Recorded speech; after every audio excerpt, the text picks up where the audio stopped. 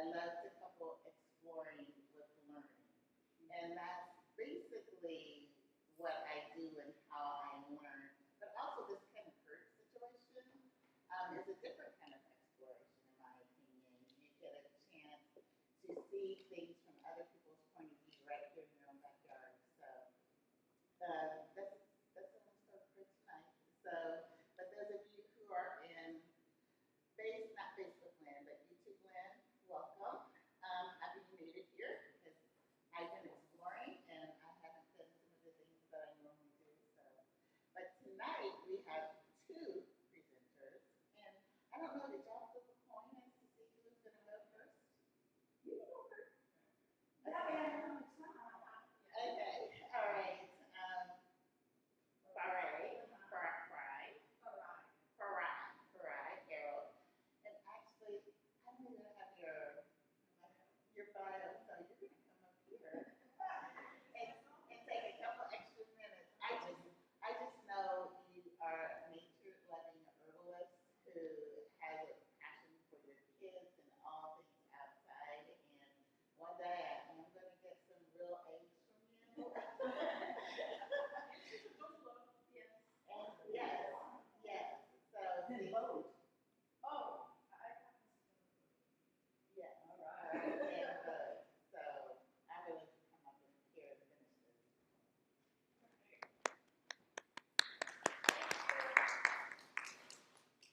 All right, so apologies in advance because English is not my first language and I talk really fast when I'm reading. So if you need me to slow down, please tell me and I will try my best.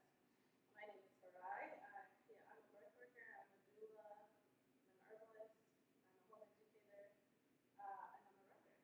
So that's kind of what I do. But my main job is that I stay at home with my children and I home educate them and help run a secular school co-op here in Topeka, and then I write and teach herbalism online, things like that. The person that I am speaking about today is Wilma Rudolph. I took the easy way because my daughter picked her for her history project for a co-op several months ago, and I was like, great, I'm going to do her too because I saw her name on there. So I was like, not two birds out with one stone. I wish my daughter was here, but she's at karate right now. She would have got her little presentation, but I'll show her the YouTube video after this. She's 8. She enjoyed it. She was 7 when she did the project.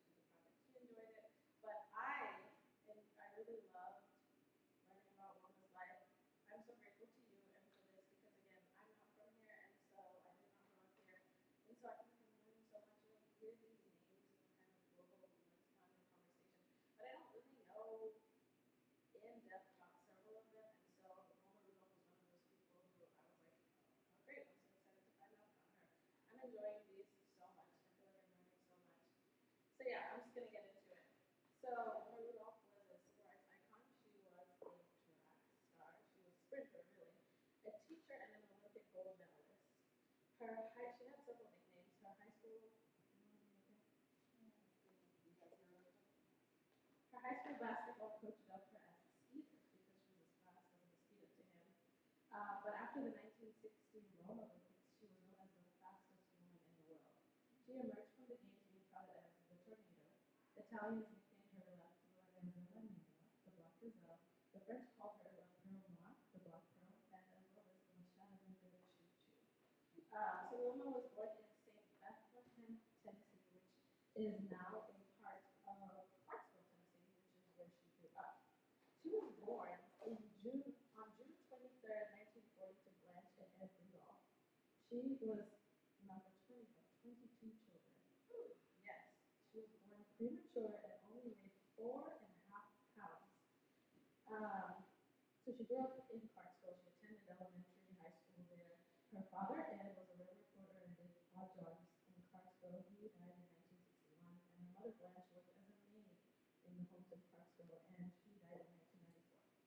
So this is my favorite part, or I think the most striking part about Wilma's story, is that she was a sickly child. She had double pneumonia, scarlet fever, and she contracted polio and was paralyzed at the age of 5. She was able to recover from the polio, but she lost strength in her left leg and foot. So she spent most of her early childhood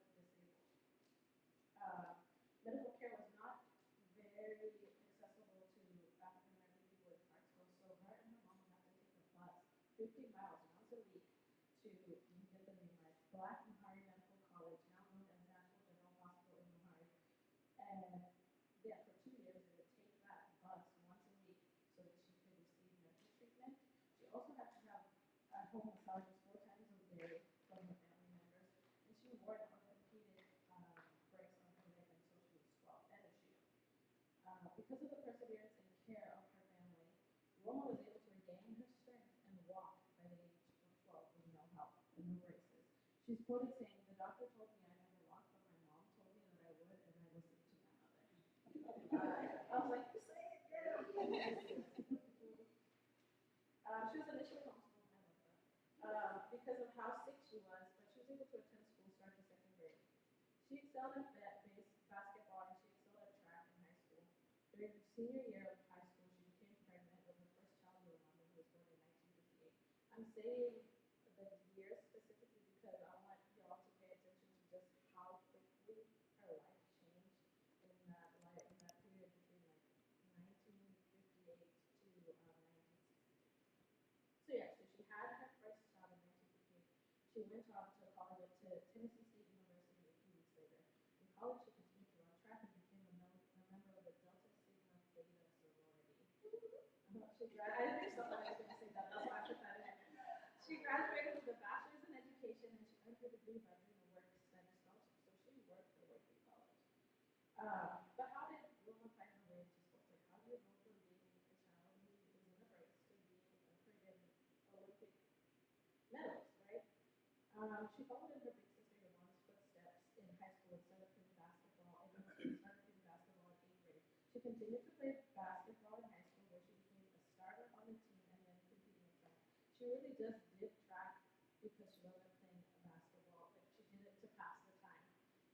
While playing for her high school basketball team in 10th grade, Rudolph was spotted by Ed Temple. He was Tennessee State University's track and field coach. Temple knew that she was a natural athlete, and since she had some track experience, he decided to recruit her, essentially. He invited her to some of his camps that they had at the college and basically taught her how to track, and she got to be around other athletes, and it was really cool. So as a high school sophomore, Rudolph competed at Alabama Tuskegee Institute in her first major track event, and she lost. Rudolph was determined to continue and competing to win, though. She's quoted as saying, "Winning is great, sure, but if you are really going to do something in life, the secret is to learn how to lose. Nobody goes undefeated all the time. If you can pick up after a crushing defeat and go on to win again, you are going to be a champion someday." Temple invited 14-year-old Rudolph to join the summer training program at Tennessee State.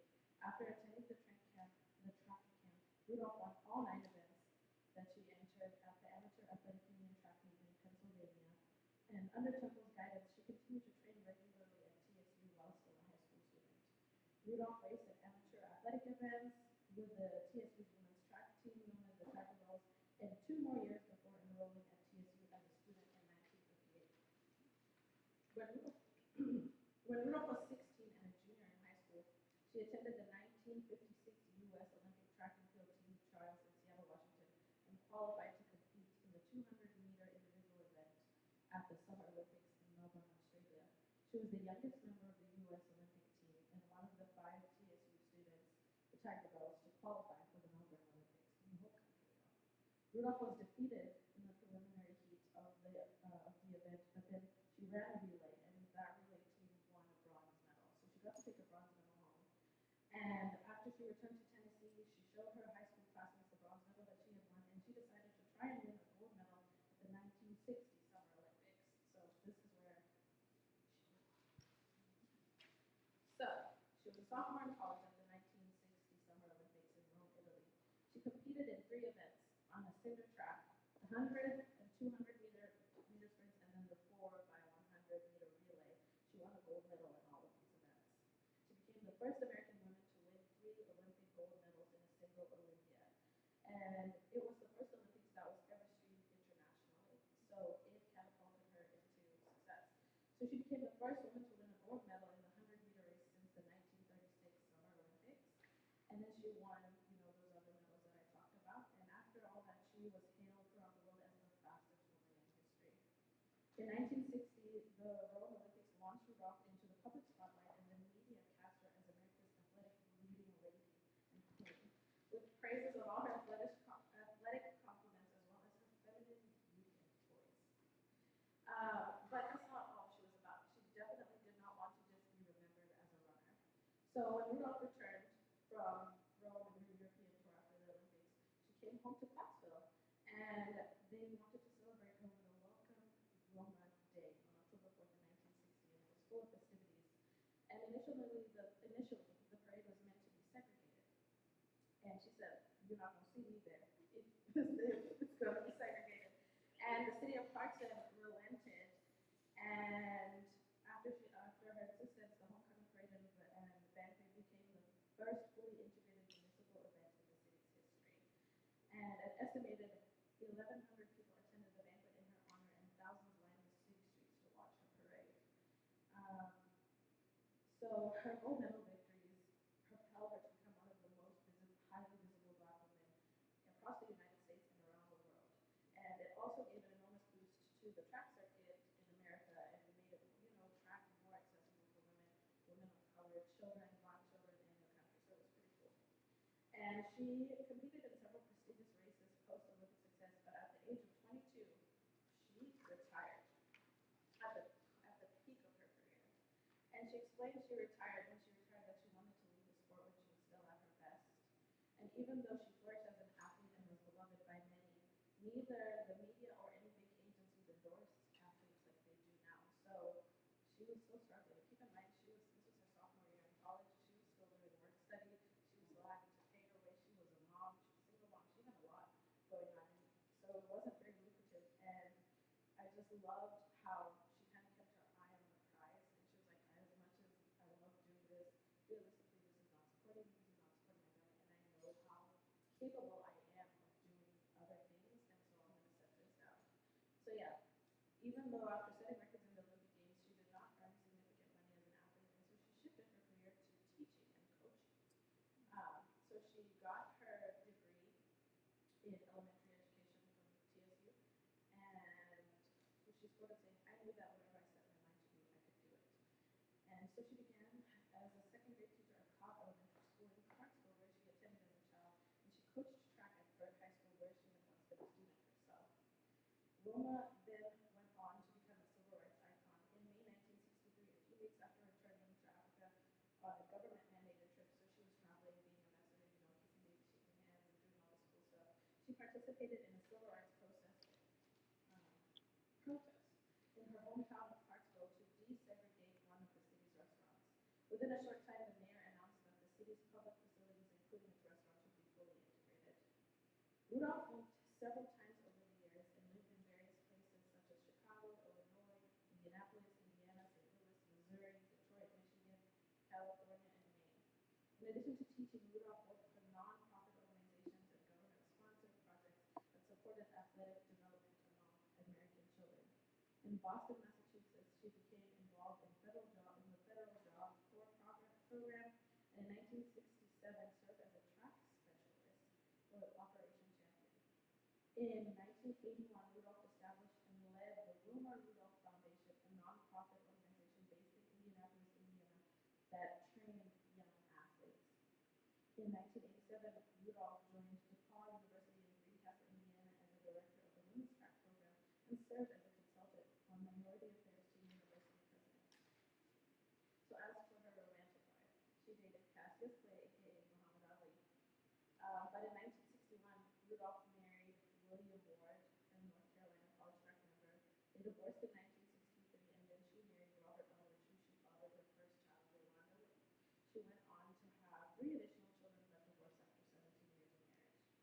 She went on to host a local television show in Indianapolis. She was also a publicist for the Universal Studios, as well as a television sports commentator for ABC Sports during the summer 1984 Olympics in LA, California.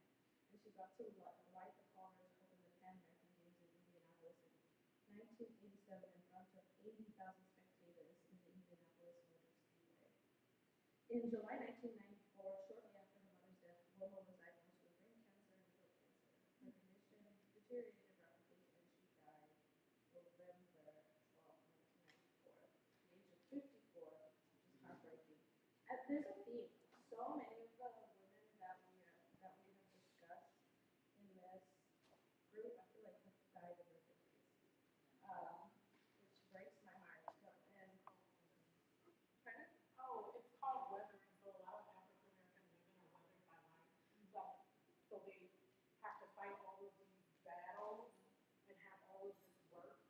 that they have to do, like, other than just like focus on their passion. Like she had to come back and do all this civil rights stuff. And even when she was a track coach, she had to do she had to work in diversity, equity, and inclusion. And so over time, um, Black women become weathered, and it weakens our immune systems, and it just makes everything harder for us to like. Yeah, because it's just so they are doing a study. That term just got made like coined a couple of years ago. In the last couple of years. Okay, we'll let her finish up and then we'll get to the good stuff. Yeah, that makes me think of my brother's daughter. Sorry, I'm very bad at names. But yeah, the Lorraine. At the age, so she passed away at the age of 54 in her home in Brentwood in the suburb of Nashville, Tennessee. In recognition of her contributions, Wilma received numerous accolades, including being inducted into the U.S. Olympic Hall of Fame and the National Women's Hall of Fame. However, her greatest legacy is not the medals or the records, but the countless lives she touched through her example of perseverance and courage. And she's quoted saying, "No matter what great things you accomplish, somebody helps you." And that touched me thinking about how soon she passed away after her mom's passing, and I thought about the impact that her mother may have had on her life and the impact that the community had. Because the community, how much she had to be massaged 4 times a day. That was that was her family holding her down. And I'm sure she did not forget that.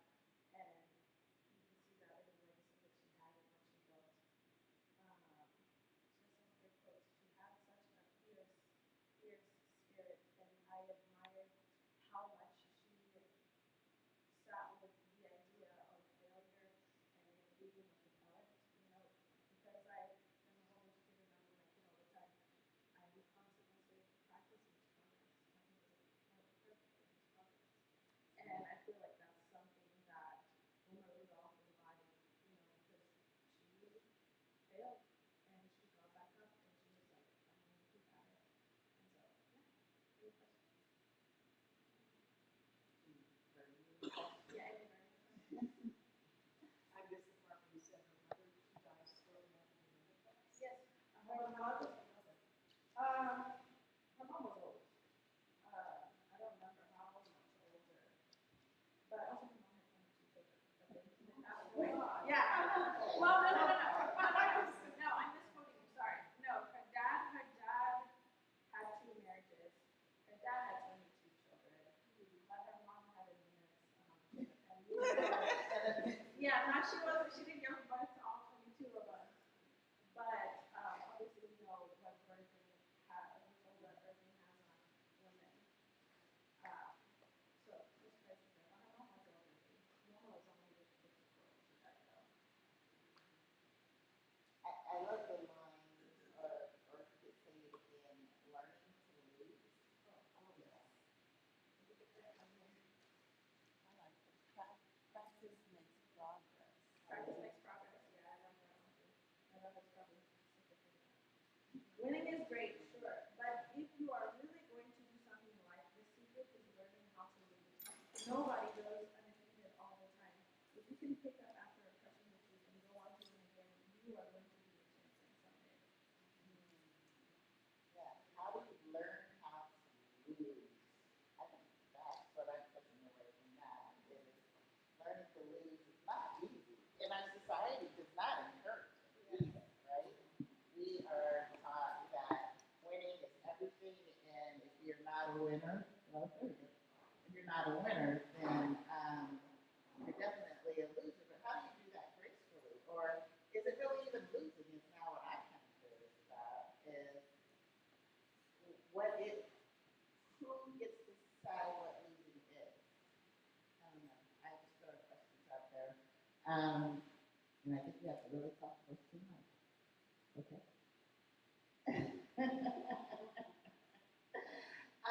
We'll come back around to that. I love having, but I do want to say, I love having more contemporary people. I was influenced by Wilma Rudolph. I ran track.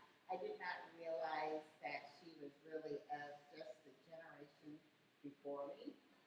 I learned about her as if she was somebody who happened years and few years before I came onto the scene.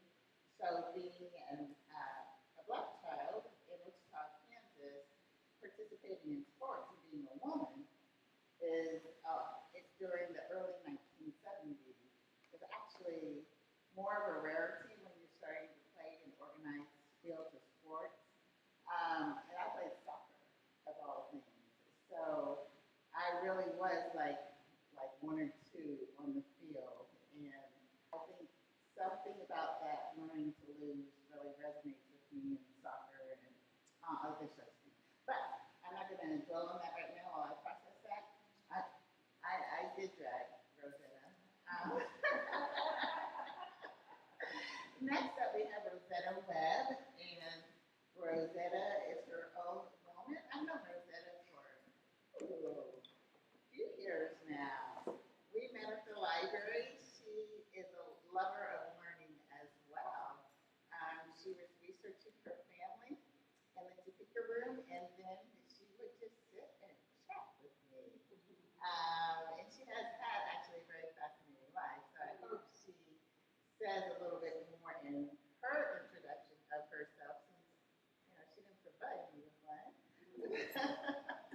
So Rosetta, please come forward.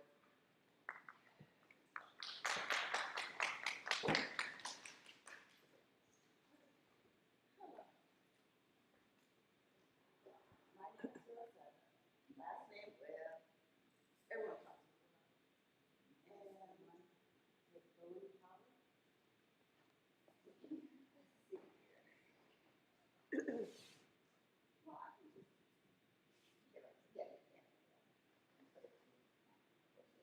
everyone calls me Rose.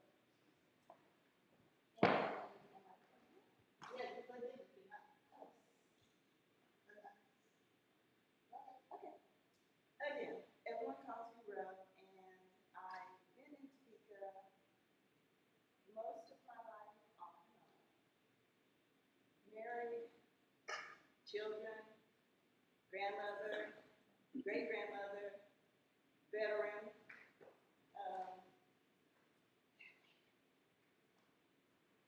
You don't go into that just yet. And the person that my topic is Afeni Shakur. Now, with Afeni, there was Wikipedia stuff, there was dictionary stuff, but she only had one autobiography that was written. And the person that wrote that was Jasmine Guy from Living World. So I'm going to get her Wikipedia stuff out the way first, because I'm going to read her story. It's not Wikipedia's story. Afeni Shakur was born Alice Faye Williams, January 10th, 1947, in Lumberton, North Carolina. She was the second child of Roosevelt and Walter Williams. She had an older sister, Gloria G. Williams. She had two children, LaShawn Parrish Crooks, also known as Tupac Shakur, and Sakiwa Shakur, nicknamed Seth. Afeni was married 3 times. She was married to Lumumba Shakur from 1968 to 1971. She was married to Matula Shakur from 1975 to 1982. And at the time of her death, she was married but not with Gus Davis from 2004 until the time of her death in 2016. What I'm going to read, I had to edit a lot from the book. She had the mouth of a sailor. So, and I do too. There is some language, so if I offend anyone, I apologize. But these are not my words, these are her words. So bear with me.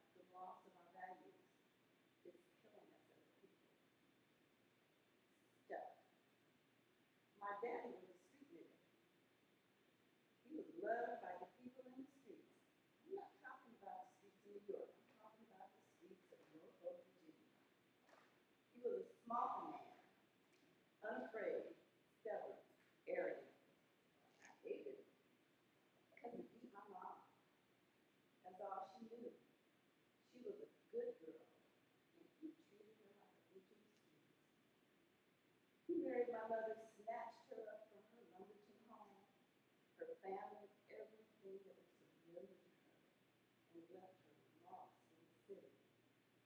She was never going to be savvy or slick. Dad tried to change her, but that just broke her down. I thought she was weak because I saw her taking the shit. But one time he tried to hit her, she wouldn't have it because me and my sister were there. She had a pan of hot bricks in her hand. And when he drew her back his hand, she came forward with hers. Now, I can't tell you whether or not the bricks hit him, but I can tell you he didn't hit her.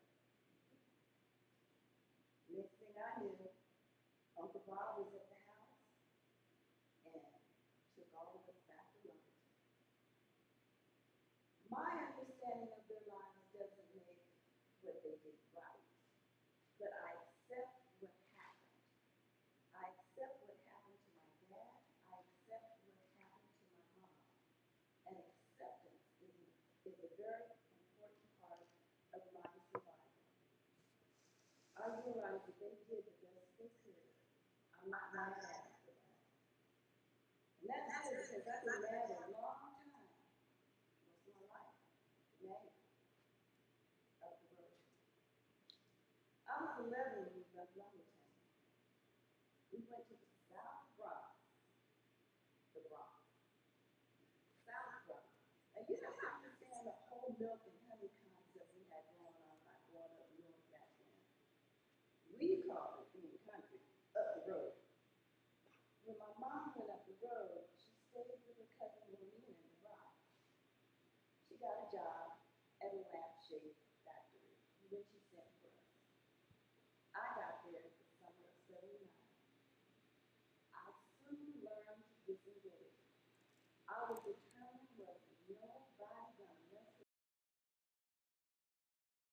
I wasn't gonna let anybody know I wasn't from there. It was the first year of integration in my junior high. This boy looked at me and told me I looked like something from outer space. I kicked his ass. All I wanted to do was fight. And fight back. By the time I was in the ninth grade, I was a mess. I was pretty bad. I thought fighting was a way to compensate for my inadequacy. Boys were always messing with me. I was new. I was dark skinned, short hair, I had no titties. Boys made me feel ugly and weak. So I'd go to the source, beat the boys back. I had a sharp tongue and I could fight right through all the fear that I had. I always fought boys right off the bat, because once you fight the boys, the girls don't leave you alone. And here I was, fighting through my fear. I always been fighting. I had to. Wasn't nobody in that cold, hard city but me, my mama, and my sister. No uncles, no big brothers, no daddy. Just us in the Bronx. Country, naive, wide open. I stood up for us. I got respect. It's hard to hate your parents. Hard to live with that kind of hatred because they are a part of you. So in turn, hating them is like hating yourself. For most of my life, I've been angry. I thought my mom was weak. I thought my dad was a dog. That fed my anger so many years. School was a wash. I either quit or get kicked out. At one school, I walked through the front door, everybody gave me the gotcha look, walked right out the back door. I was too ashamed to really try in school. I was ashamed of myself. I didn't think I was wrong. I didn't know how I got to this point. I did nothing but disappoint my mom. I broke her heart over and over again. Roosevelt Williams. I got what he meant. I was a dropout. I was bright, but I was in school. I came up from the dirt rural roads of North Carolina and survived the streets of the Bronx. It's Saturday, 1966, 125 Both of them out in the streets, comedy drums, posting on the street corners. At the time, Ray was my boyfriend. He was 33, I was 18. We went to the events, did LSD, got high, discovered the new people that we wanted to be. We would visualize and we were hitmen because we wanted to be professional killers. This was pre-Panther. I dumped Ray because he was a womanizer. He just seemed kind of trifling to me. Couldn't be bothered. So I started to do stuff by myself, like go to Bimby. A Bimby is a drum ceremony to honor or call on Orisha, God's messengers. My teacher introduced me to the Yoruba beliefs and said my Orisha was Oya. She rules the wind, the tempest, and the Niger River. I believe that Oya is my diadem. I believe in my name, which was given to me at this time, Athene, dear one, lover of people. It's amazing, with all the shit I was into, he saw me as a lover of people.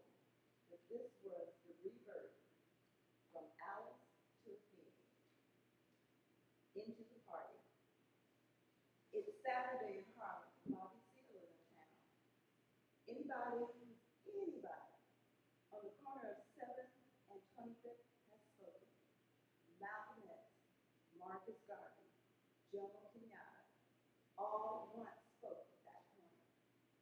Bobby Seale tells everyone that the Black Panther Party is opening offices in New York. They're coming to bring change, order to our community. They're coming to take arms against aggression. I had never heard anything like that before. And then he says the 10-point program. Now, I can go through the 10 points. I have them. I was going to skip them for time. So, okay. Point 1, we want freedom. We want the power to determine the destiny of our Black and oppressed communities. 2, we want full employment for our people. 3, we want the end of robbery by capitalists of our Black and oppressed communities. 4, we want decent housing fit for human beings. 5, we want education that teaches our true history and our role in present-day society. 6, we want completely free health care for all Blacks and oppressed people. 7, we want an immediate end to police brutality. 8, we want an immediate end to all wars of aggression. 9, we want trials by jury of our peers. 10, we want our people's control of our people. The way he said those 10 points made me want that more than anything. Here was something I could do with all this aggression and anger and fear that I had. Because up until now, I wasn't shit. All the shit I was doing to people, against humanity, robbing people, beating people, stealing from people. Before I joined the party, I was messed up. They took my rage and channeled it against them instead of us. They educated my mind and gave me direction, hope that I'd never had. I believed in those principles. I joined because the Panthers answers the needs of the people in my community. I felt duty-bound to my people, the mothers and children of my community. They were my mother, my sister, and me. But unfortunately, it was a war and we lost. We dropped the ball. We didn't know what we were dealing with. We were in over our heads. Worst of all, we weren't listening. We had removed any semblance of spirituality from our movement. So when danger came, what did we have? Each person must be able to hold the ground on which they stand. If that ground is lost, if that ground is not solid, you can't stand on it. Not having a spiritual base, not acknowledging the greatness of God, not saying you couldn't do it without God. You have to have a moral imperative to win. We drew violence to ourselves. We drew bitterness to ourselves. Love and power. Power is the highest object of respect. We pity the impotent and respect the powerful everywhere. I met Lumumba Shakur and the Panthers at the same time. He was a Sunni Muslim. The men in his family were good men. My entire view of men up until then was shaken up. I went from a dismal, dismissive attitude of men to this beautiful, strong, definitive, rigid role of a man's position in his family. When his father accepted me as his wife's, when his father accepted me as the wife of his son, I became Lumumba's wife. I joined the party, met and married Lumumba, all within a few months. We married quickly because we wanted to have sex. We were all about morals and standards back then.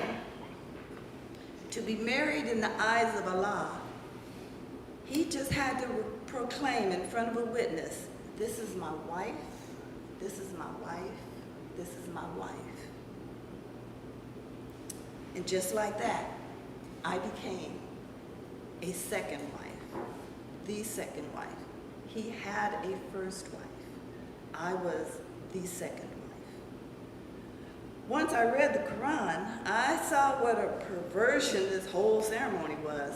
While I was in jail later on, I had time to really read the Quran.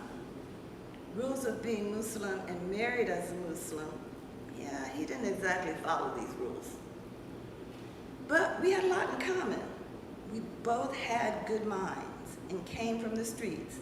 In his eyes, I was a partner. Him and Siku were best friends. They were the first men, along with his dad, I had ever met that did not abuse women. Lumumba was section leader for Harlem, and being married to a section leader gave me protection and respect. I was his partner. We made agreements. We made decisions. I knew my militant agenda would one day end up in the Hall of Justice because we were spied on, we were infiltrated, we were set up, and psychologically manipulated. I saw people I thought I knew change before my eyes. Lumumba and Siku got busted in Connecticut on some bogus bullshit robbery charge. There I was, one of 3 people left in charge. All of Harlem, all of Bronx. I'd only been in the party for 6 months, married 3 months, and now I was in a position of leadership. I didn't feel ready, but I had to do it. I had to step up, absconded. From the moment I was arrested from my sleeping bed on 117th Street, the fight was on. From April 2nd, 1969 to May 13th, 1971, I fought for everything that I believed in.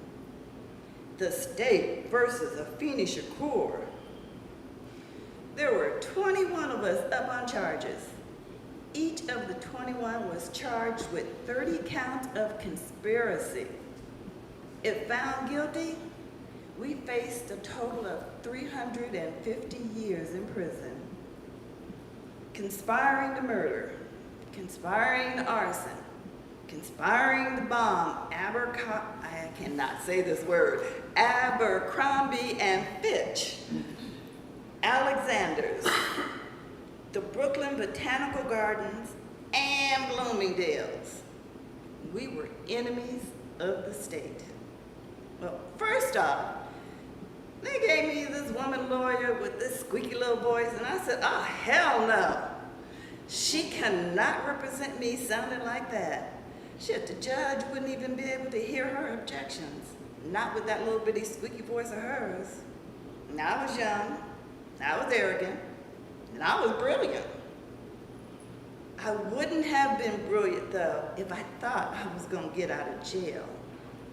I was brilliant because I thought this was the last time I would be able to speak. The last time someone would be able to hear what I had to say before they locked my black ass up. This was my last chance, and I had to make the best of it. I felt like I was writing my obituary. That's why it scared me. In a crisis, I'm afraid to be afraid. I'm afraid of going to jail forever. But I decided that if I can't keep that from happening, I could at least go out a certain way. My bail was set at $100,000. Not 10% of that, but the whole damn $100,000. While in the Women's House of Detention, I built a relationship with white women who needed to touch the hem of my garment so they could feel whole or some shit like that. They would write me and visit me and ask me if there was anything that they could do to help. So, I said, okay, you want to help? Raise bail for the women whose bail is $500 or less. This was my first contact with a lot of white women. These ladies tried to help. I spent 11 months in jail until some well-meaning white women who helped collect the bail were able to raise it. I was the first of the 21 to get out. Then it was my job to raise money for the others. I was speaking everywhere while I was out on bail. I busted my ass to raise money for the rest of us. During this time, the party was falling apart. At the time I'm out on bail, I'm working on my case too. I'm reading, I'm studying, I'm building my mind. Fidel Castro, his closing statement at his trial was, "History will absolve me." This gave me the tone of my defense. That's where my head was, saving my life and the life of my unborn child.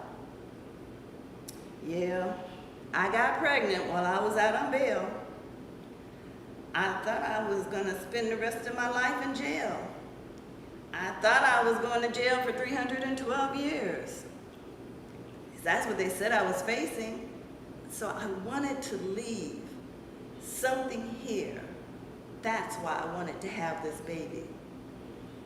That's where my head was, saving my life and my unborn child. I have a lot to deal with at this point. I'm in jail and I'm pregnant. If I'd have thought I was gonna get out, I would have never had the baby. I would have probably gotten an abortion. This was the first time I went outside my marriage. Billy Garland, he was a fellow Black Panther. I'm 24 years old, out on bail, slightly horny. It was not a good picture. Lumumba called me a slut and said 3 times, "I divorce you, I divorce you, I divorce you." And that was it. That was the end of my marriage. We're in the middle of trial now. It was Monday, February 3rd, 1971. I get off the elevator, I could feel something was wrong. I walked into that courtroom and my co-defendants that I had gotten out on bail had not shown up. Those Negroes who I worked my ass off for bail had absconded. My bail was revoked. I went straight to jail. And the next time I came home was a month and 3 days before my acquittal, because the same women that got me out the first time got me out this time. 1969, 1970, the NY-21, this was the longest trial in New York State history. There were 196 felony counts. There were 21 of us arrested and 13 of us that went on trial together. I cross-examined Ralph White, also known to those of us in the party as Yiwa. Him and 2 others had infiltrated the Black Panther Party while working as undercover cops. On stand, I got him to admit under oath that him and the 2 other undercovers had organized most of the unlawful activities. I asked him, "Did you ever see me carry a gun? Did you ever see me kill someone? Did you see me set any bombs?" He answered, "No, no, no." Then I asked him if he had seen me doing Panther organizing in a school, in a hospital, or on the streets. And he said, yes, yes, yes. In my closing argument, I said, "So, why are we here? Why are any of us here? I don't know. But I'd appreciate it if you end this nightmare, because I'm tired of it. I cannot justify it in my mind. There's no logical reason for us to have gone through the past 2 years that we have to be threatened with imprisonment because somebody, somewhere, is watching and waiting to justify being a damn spy. So do what you have to do, but please don't forget what you've seen and what you've heard in this courtroom. Let history record you as a jury that would not kneel to the outrageous bidding of the state. Show us that we were not wrong assuming that you would judge us fairly. And remember, that's all we're asking for. All we ask is that you judge us fairly. So do what you have to do. Later, the jury foreman got up and said 156 times for each of the 13 people not guilty. Lumumba is the first verdict he reads. He's the hardest case. And we know now, if he's not guilty, you already know. I had defended myself in the trial of my life to leave this earth with the record straight. I hadn't done those things I was accused of. I was right, and I stood on my righteousness. This was my strength. One-time story. It's been 13 years I was free. I have a son, Tupac. I married Mutulu Shakur. He gave me a daughter, Sakiwa. I worked at Legal Services, helping disenfranchised women. But I lost this job. I think I lost it because Mutulu had been helping the Panthers in Algeria, and then he went to jail. So now I'm unemployed and I'm alone with kids. I lost my apartment, moved in with my sister and her husband. They suggested I go to Baltimore where my Aunt Sharon was. I had an apartment ready for me there and applied for welfare and enrolled in computer classes. I moved to Baltimore for a chance to start over. Baltimore. Everything changed there. The first 2 years in Baltimore were good. I didn't do drugs there. Baltimore is a heroin town. My choice is cocaine. So I just smoked weed in Baltimore. My everything encompasses re-entry to society and the slippery slide back to the bottom. I went on a phone blind date as a favor to a friend, Cochise. He was my daughter's godfather. Guy's name was Hassan. He was in prison. Phone date, then I went to visit him. And he keeps begging me for some pussy, like they all do. Go to the bathroom first. I'll come in behind you. One time, 5 seconds. That was it. Guess what? I'm pregnant. I'm damn near 40 with a teenage son and a preteen daughter.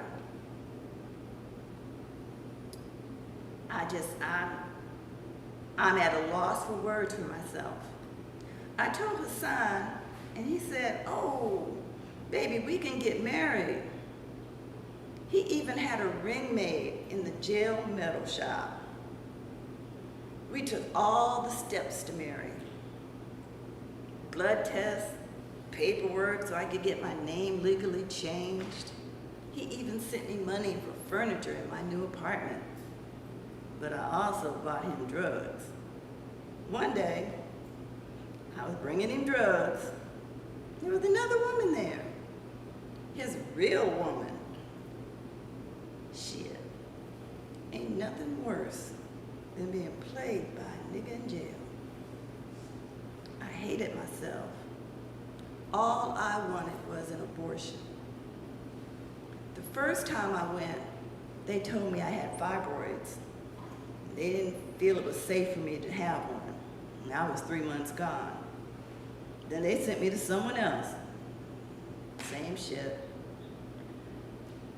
Nobody would give me this damn abortion. I get passed around. Now I'm 5 months down. I'm desperate. I cannot make peace with this. So I try to kill the baby myself. I knew from my work at legal services that crack causes miscarriages. So I started smoking crack every day. Every day. Every day. And every day, it wouldn't die. And every day, I wouldn't miscarry. I hated that baby. I hated myself for hating it. I finally found a doctor that would do it. Now I'm 5 months. They gotta do an ultrasound. I looked over, I saw her. She had long legs. She would have been tall. I had to deliver her after they put that needle in my belly. By then, I was hooked on crack. Redemption. I left my daughter at a critical point in her life. She was developing into a woman, and she needed me there for her. She was 13 or 14. She had a 23-year-old boyfriend. Tupac was 17 or 18. My addiction affected him different. He was doing what he had to do like he was obsessed. He was already out the house anyway. We all have issues due to abandonment. My mother left my daddy. Their daddies left them. Now I left them. Once I picked up that pipe, I left them for real. That drug right there, all it does is make you want more. And it kicked my ass. I thank God my daughter was safe in New York with my sister. Pac had his music and his art, but he was through with me as long as I was using.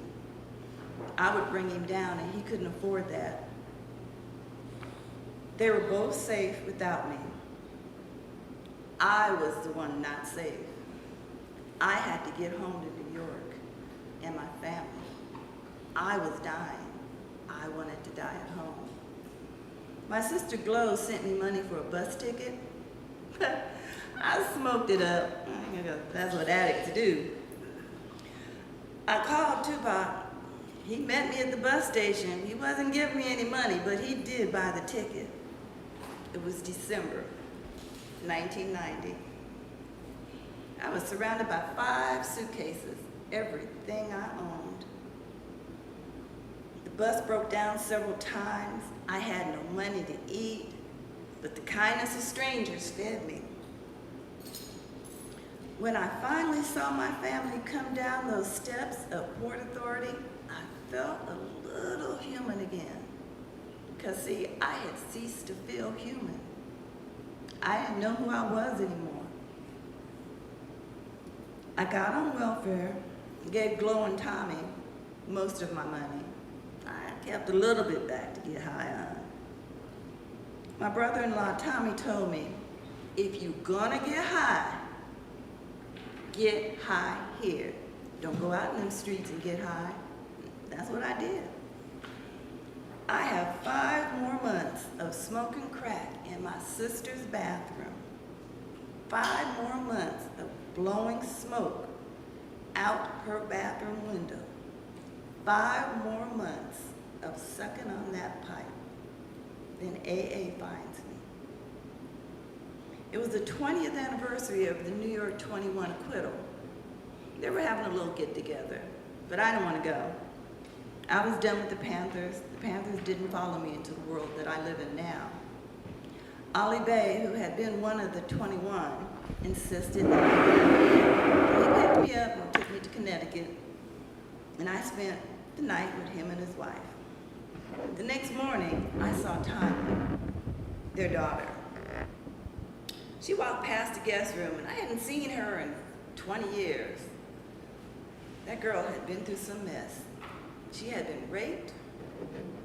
She had been sold. She had been shot. She'd lost her kids. She was on drugs. She was on alcohol. But here she was, looking better than I had.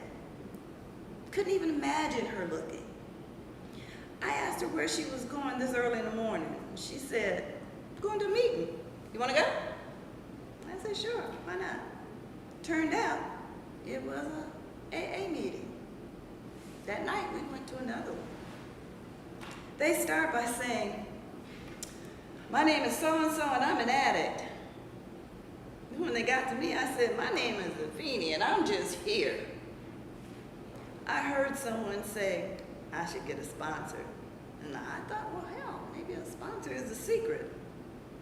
During the break, I went around and asked the first person on my sponsor list if she would be my sponsor. She looked at me, asked me a couple of questions, and I started my recovery at that point. There are 12 steps in AA, but I was most anxious to do the 4th step, your personal inventory. You write down all the things you thought you would take to the grave, and you share them with your sponsor. Everything. The resentments, the mistakes, all of it. The thing that really drives our behavior is our secrets. The little things that we hide inside. You always have to do things in order to keep them hidden. And that just keeps laying layer upon layer upon layer. And that's the shit that keeps you sick. You must tell that one thing that you're holding on to that you promise not to tell anyone. That's the one thing you have to tell. Having to deal with my children in recovery brought me to humility. My daughter was very supportive. So was my son. After I had been in the program 90 days, he wrote me a letter on how he felt. It was a hate letter. but it was also a loving, honest, truthful letter. This letter is reflective in some of his music. I had to listen to my children tell me what I had done to them. How does a mother reconcile within herself having caused so much pain to her children?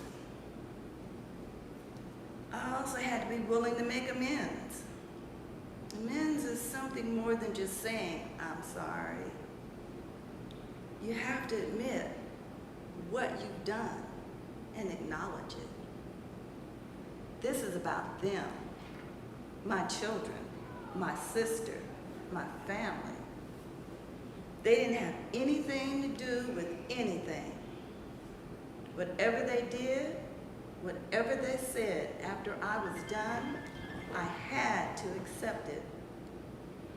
Glow and Set gave me hugs. Pac had questions, lots of them. My amends to him was not my hardest. My hardest amends was to my daughter Seth. I had abandoned her emotionally, physically, mentally. She was a good girl, and I changed her whole path.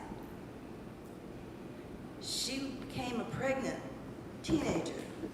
I wasn't there for her. My behavior changed her whole personality, and I take responsibility for that. I had to admit that I had murdered a child in my stomach.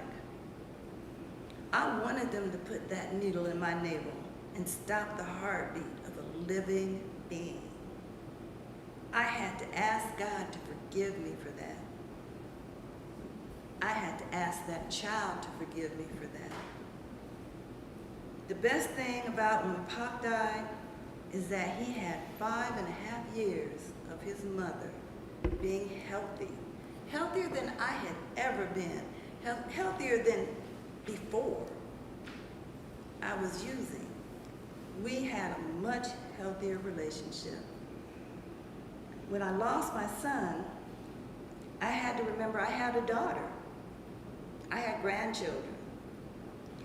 I have a responsibility to my son to stay healthy and to live up to my duties to him. My duties did not end when Tupac died. Rise. Out of the huts of history, shame, I rise. Up from the past that's rooted in pain, I rise. Maya Angelou.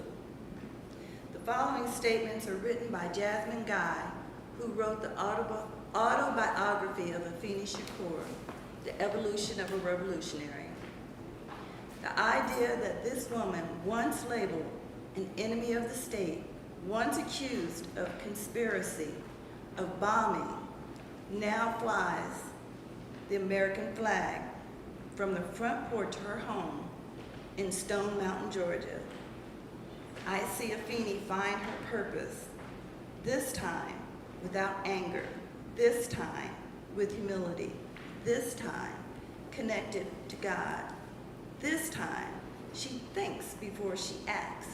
This time she is clear between right and wrong, about what her responsibility is and what's in or out of her control. Afeni is passionate again. She is high today, but not on crack cocaine. She is finishing Tupac's projects for him. She runs his company, produces his films, releases his music, publishes his books. She runs a performing arts center erected in his name. She is a CEO, and she has land. That's it.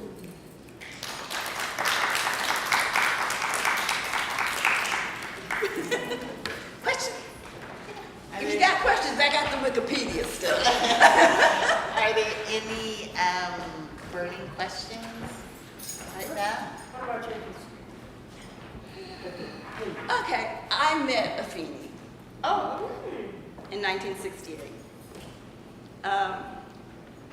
I had been to, I'm from Newark, New Jersey, and my mother lived in Kansas. She wasn't from Kansas, but my uncle was stationed out at Forbes. So I was in Kansas, kind of like you just here. But in the summer of 1968, I was visiting my father in Newark and my grandparents, well, actually my grandparents, not so much my father. And the rally kind of crossed the water. And there was a rally on Springfield Avenue. And at the time, I didn't know the significance of Afeni Shakur. I just know that there was this young lady who was talking to us, and she said her name was Feeney, and she wanted, I was 16. I mean, I wasn't old enough to be a Black Panther, but I could be a Cub.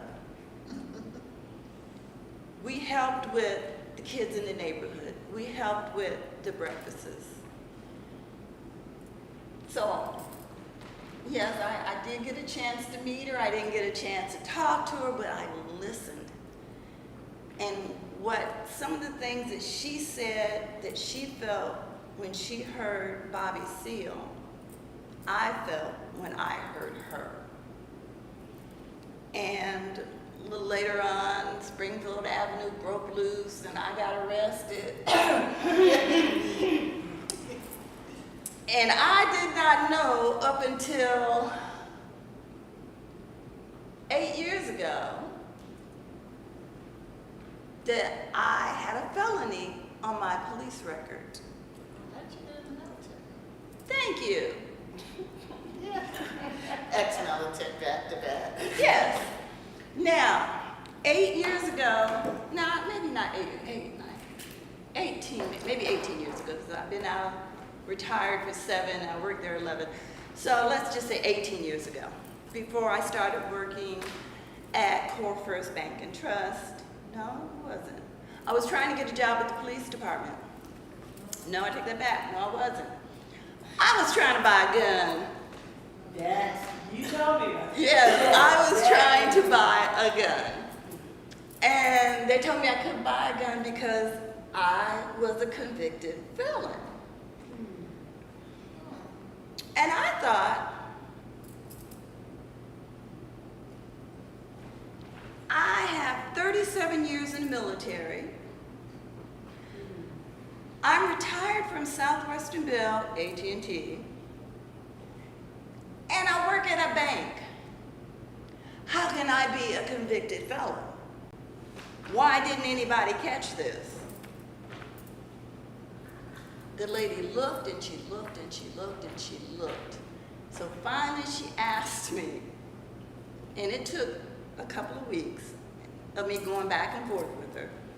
She found something from 1968 from when I was arrested in Newark, New Jersey as a 16-year-old. It should have never been there, but it was, and it did not get erased. Now, Uncle Sam dropped the ball, Ma Bell dropped the ball, the bank dropped the ball. And the lady said, you know what, we're not even gonna charge you for this expungement. It's been so long ago, it took me too long to find it. Go get your gun. So now I have several. Yeah, I've got several guns now. But That's it. All right, well, thank you. I think the thing that I find interesting about both these, outside of the fact that they're contemporary women, is both of their lives were shaped by pivotal moments. Do you guys understand what I mean when I say pivotal moment?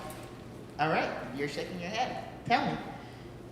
Oh, well, like the moment with her, she became, as a teenager, she became pregnant. And then I think that she that would have changed anybody's life, but that didn't stop her.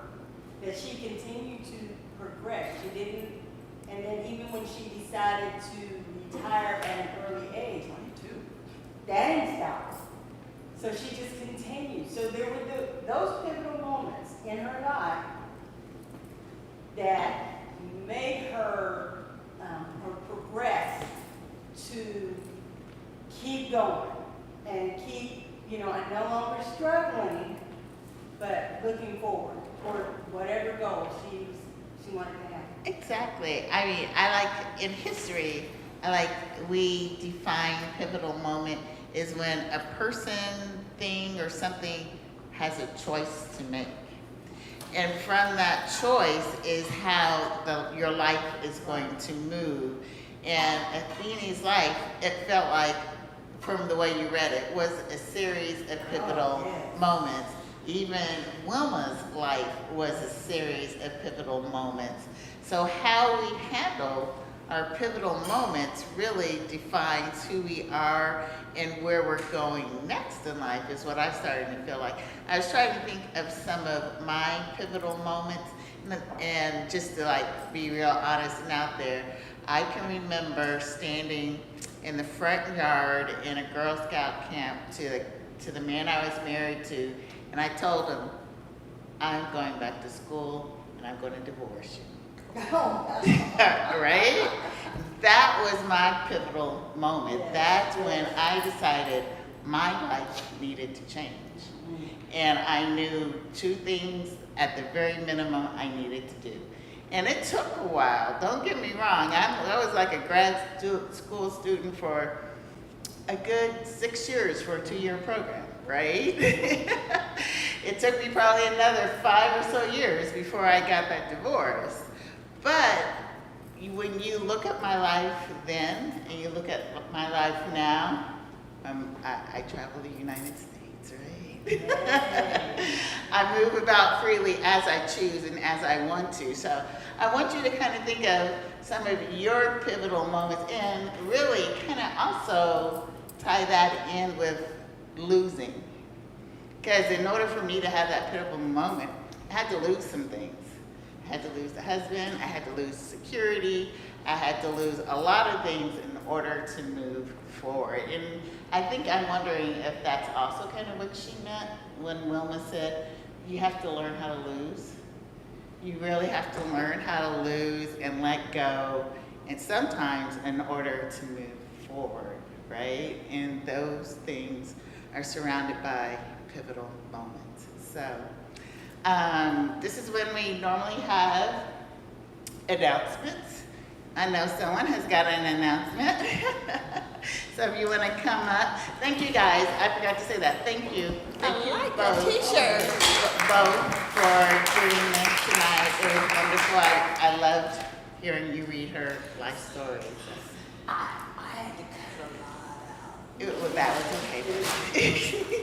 But you, Max, tell us what book you got it from. I don't know if you actually showed people. Yes, the book. Yes. And it's not on audio. Yeah, I'm always looking for it.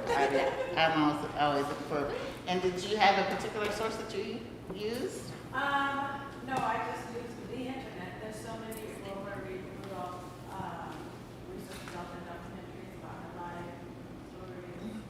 Oh, and I wanted to say this out loud, and then I'll turn it over to you, Daisy. I have a friend at the library who wanted to know if we were interested in creating a collection revolving around our talks. Meaning, if they don't have this book in the collection, then they'll buy this book. If there is a book about Wilma Rudolph out there, they'll buy the book. The library has this book. Okay. Because So, I checked it out, and then when I started, reading it, I said, I need to mark this book up.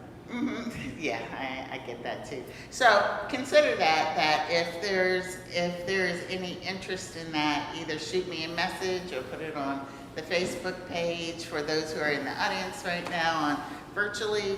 if you're interested in making sure that there are books on the shelves that relate to some of these women that we're talking about, let me know and I will start that process going, okay? Daisy? Thank you, Donna. Hi, everyone. I'm sorry I'm late. I was listening to you guys online while I was canvassing. Just wanted to say best motivation I have had all day. I'm here because... Introduce yourself. Oh, I'm Daisy Karimi. I'm the current chair of the African American Democratic Caucus of Shawnee County. I know it's a mouthful. Essentially, I'm here because we're having a candidate forum. It's going to be this Saturday, July 13th, 5 o'clock to 6:30 at Harvest Church. We're going to have Senate District primary and the House District primary individuals there. So that will be Vic Miller, who's a current representative for House 58, Patrick Smith, and Shamika King Sims. I think she's actually presenting here later on, but she's running for Senate District 19. And then we're going to also have House District 58, Alexis Simmons, and Wendy Badner. I feel so bad if I'm saying her last name incorrect. But I would love more women of color to be participant in this conversation. It's a free event. I have flyers for everybody so that they can take home. Essentially, the idea is inside the caucus, we want to create safe spaces for us, essentially black women, black men, to speak their minds in these forums so that these individuals could hold space, also at the same time registering young cats in this conversation. So Shawnee County election team will be there registering individuals to vote. At the same time, this is partnered with the NAACP Chapter 4042, plus it's partnered with the Shawnee County Dems. If you have a young individual, like a teen, there's going to be a teen-led candidate forum. That's going to be at Omni Group Circle at 1 to 2 p.m. That's teen-led. So I only want teenagers to have the conversations because they're the ones who are going to dictate my retirement. So I need them to be involved in civic engagement. We're going to have a wonderful gentleman named Donovan Dillon, who's going to be there, who's been done a lot of work behind the scenes and in front of the scenes, and he's closer to their age, and he's at KU. We're going to have Matthew Kleeman, again, sorry if I'm saying the names incorrectly. He's running for Congressional 2. And then we're also going to have Miss Jade Pearson. She's also going to be there, and she's running for House District 54. These individuals are going to talk to the teens. So if you have grandbabies, nieces, nephews, young cats around your neighborhood, bring them through so that they can have a conversation dissected for them only to involve. 1 o'clock. 1 o'clock to 2, and that one is going to be earlier in the day. This candidate forum, though, is going to be 5 to 6:30. Bring your questions. There is nothing such as a bad question, okay?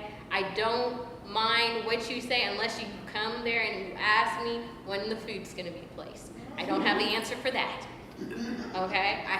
But they have answers for everything. If you have a neighbor, bring a friend. If you have a sister, bring your sister. If you have a cousin, bring your cousin. Because the more of individuals, I specifically made sure that this was on our side of the town, on east side, just because I know these individuals do not pay attention as much to that side of the conversation. And the sad thing is, this is the district that they're gonna represent, right? So if you have any questions about the forum, please let me know. I'm here to answer questions. Thank you, Donna, for sharing that space. Again, best podcast in the year when you're canvassing. It can help you so many times. I'll be sure to post that in the group.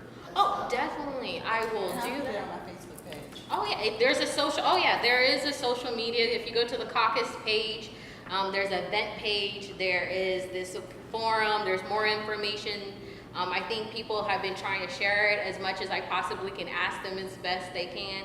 But if you have a social media, share it, because you don't know, maybe Samantha Joe or Susan Come Lately might be in the corner, see that information and say, hey, I want to pay attention. Because this kind of forum will go into the 2024 and 2025 legislation conversations. So I can use this, other individuals can use this and say, hey, by the way, sorry, I'm gonna use your name. Donna asked this really good question about property taxes, and you said A, B, and C. and then there's a room full of individuals who can hold that individual accountable.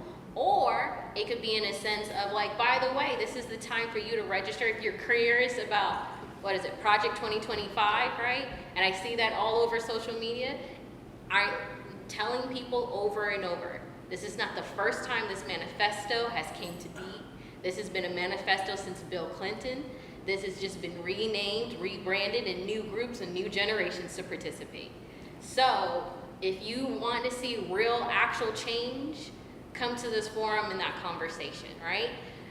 For example, I love Shakar. I love the work that she did. I love the work that Black Panthers did. The reason why we have free lunches in the U.S. is because of people saw that's a program that actually works.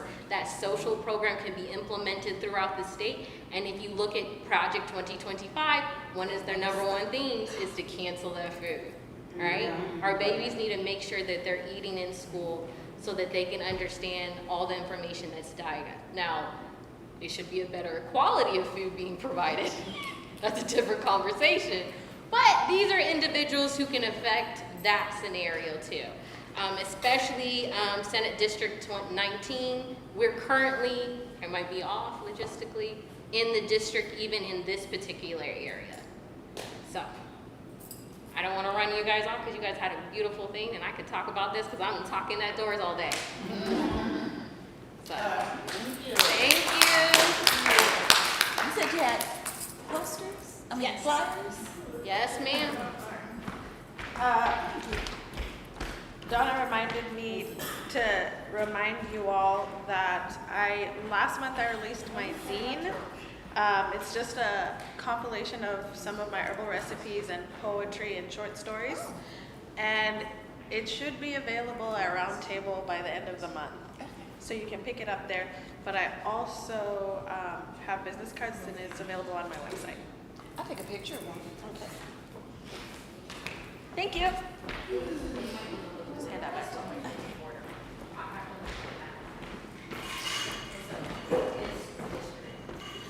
All right, thank you. I was just trying to double check the meeting date for next month. Does anyone have that besides me? I have it on my refrigerator. Okay. Well, you're gonna, I might have it. I'm looking right now. And then we're gonna wrap this up. I think it's not on my calendar because I'm supposed to be out of town. But I will double check. It will post, I know the event is already posted on the Facebook page, so double check that. But there is one scheduled right now, so make sure you you double check the Facebook page for the date and mark your calendar for that. And yeah, I think we're done for tonight. Thanks everyone for coming out. And thank you guys virtual. We appreciate you. Yes. Well, okay, maybe you'll do next month for me. No, I think I mentioned. I told you I might not be here. You asked me last month, I said, I don't know if I'm gonna be here. I don't think I think actually